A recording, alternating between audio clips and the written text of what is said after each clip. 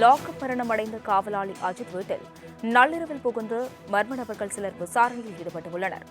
சிவகங்கை கோவில் காவலாளி அஜித்குமார் வழக்கு தொடர்பாக குடும்பத்தினர் பல்வேறு கோரிக்கைகள் முன்வைத்த நிலையில் நள்ளிரவில் வீட்டிற்குள் வந்து மர்ம நபர்கள் சிலர் விசாரணை மேற்கொண்ட சிசிடிவி காட்சிகளானது தற்பொழுது வெளியாகியுள்ளதை நாம் முக்கிய செய்தியாக பார்த்து வருகிறோம்.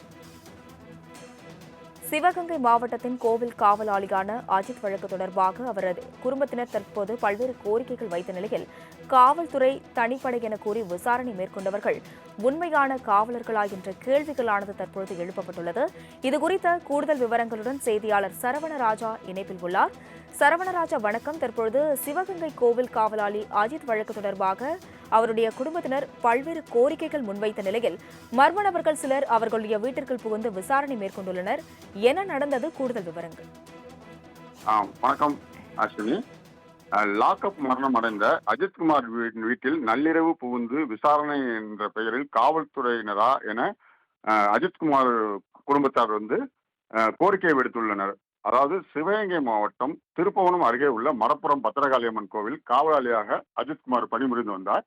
அங்கு கடந்த ஜூன் மாதம் 27ஆம் தேதி பெண் பக்தர் ஒருவர் அங்கு சாமி கும்பிட வந்த பொழுது அவருடைய நகை காணா போனதாக திருப்புவனம் காவல் நிலையத்தில் புகார் அளித்தின் பேரில் அஜித்குமாரனை விசாரணைக்காக அழைத்து சென்ற காவலர்கள் அவரை அடித்து துன்புறுத்தியதில் அவர் படுகாயம் அடைந்து அவர் மரணமடைந்தார். இந்த பிரச்சனையானது தமிழகம் முழுவதும் பயங்கர அதிர்வலை ஏற்படுத்தியது.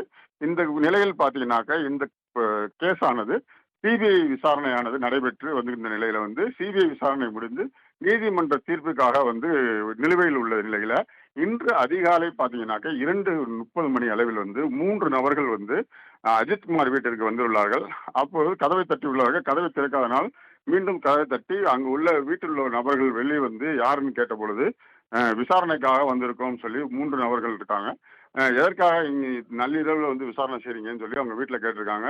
நாங்கள் தனிப்படை காவலர்கள் தான் என கூறியுள்ளாங்க. இந்த நிலையில பார்த்தீங்கன்னாக்கா அது அஜித்குமார் வீட்டு மட்டும் இல்லாமல் அவர் உறவினர்களையும் அதிர்ச்சியடைய செஞ்சிருக்கு. பின்னர் பார்த்தீங்கன்னாக்கா அந்த குடும்பத்தார் திருப்புவனம் காவல் நிலையத்தில் இந்த போன்று எங்கள் வீட்டில் நேற்று 3 நபர்கள் விசாரணை செஞ்சாங்க.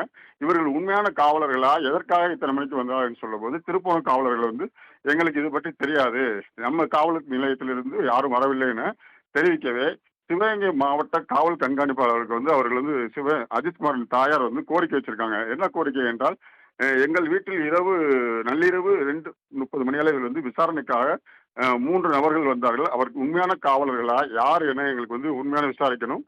இது எங்களுக்கு மேற்கொண்டு அச்சத்தை ஏற்படுத்தியிருக்கு. அஜித்குமார் படுகொலை அடைஞ்சு 1 வருடம் தான் ஆகுது. மீண்டும் இதே போன்று காவலர்கள் எங்கள் வீட்டுக்கு விசாரணை என்ற பெயரில் வந்தது பெரும் அதிர்ச்சியை எங்களுக்கு ஏற்படுத்தி இருக்குது. அதனால் உண்மையான காவலர்களா என விசாரணை நடத்தி எங்களுக்கு அதை தெரியப்படுத்த வேண்டும் என அவங்க சொல்லியிருக்காங்க. அது மட்டும் அல்லாமல் பார்த்தீங்கன்னாக்கா இது இப்போ உண்மை நிலவரம் என்ன அப்படின்னு பார்த்தோம்னாக்கா, கோவை மாவட்டம் குன்னத்தூர்ங்கிற ஊர்ல பெண் ஒருவர் மாயமானதாக காவல்துறையினருக்கு குற்ற தகவல் வந்த நிலையில அவங்க விசாரணை என்ற பெயர்ல கோயம்புத்தூர் குன்னத்தூர் காவல் நிலையத்திலிருந்து இங்கு விசாரணைக்காக வந்ததாக தகவல் வந்துள்ளது. அதனால் தற்போது அஜித்குமார் குடும்பத்தார் சற்று நிம்மதி அடைஞ்சுள்ளாங்க. அஸ்வினி. சரவணராஜா இணைப்பில் கூடுதல் விவரங்களை அளித்ததற்கு நன்றி.